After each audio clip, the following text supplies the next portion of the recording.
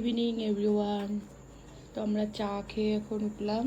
এখন বিরিয়ানি সমস্ত কিছু গোছানো হবে, আমার শাশুড়িও আসবে। তো মা বিরিয়ানিটা খুব ভালো করে, ওই জন্য মাকেই বললাম যে মা তুমি এসে একটু বিরিয়ানিটা করো। তো দেখো কী কী হচ্ছে, ব্লগটা দেখতে থাকো, আশা করি ভালো লাগবে। এখানে দেখো রান্নাঘরে মা এখানে মাংস ধুচ্ছে। তো মাকে বললাম যে এসে তুমি বিরিয়ানি করো, বিরিয়ানিটা মা খুব ভালো করে, ওই জন্যই মা আজকে বিরিয়ানি করবে। এখানে দেখো বিরিয়ানির ভাত করবে, চালের জল বসিয়ে দিয়েছে, এখানে সব কেটে কুটে রেডি করে আমিই মাকে একটু কেটে গুছিয়ে দিয়েছি, একা করতে গেলে যা গরম পড়েছে।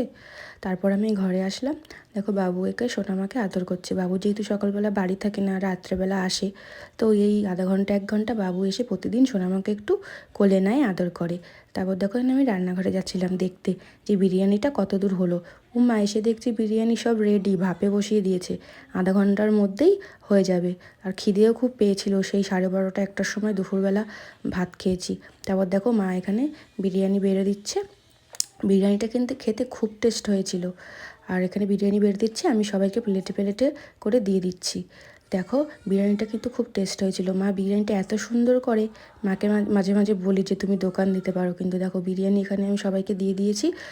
ওদের 4 জনের, ওটা বৌদির, আর ওরা 3 জন খাচ্ছে।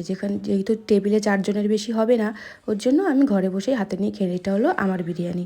দেখো আমি ঘরে বসে বিরিয়ানিটা খেয়ে নিচ্ছি। ভিডিওটা ভালো লাগলে অবশ্যই কিন্তু লাইক করবে, আর আমার চ্যানেলটা সাবস্ক্রাইব করতে কিন্তু ভুলো না।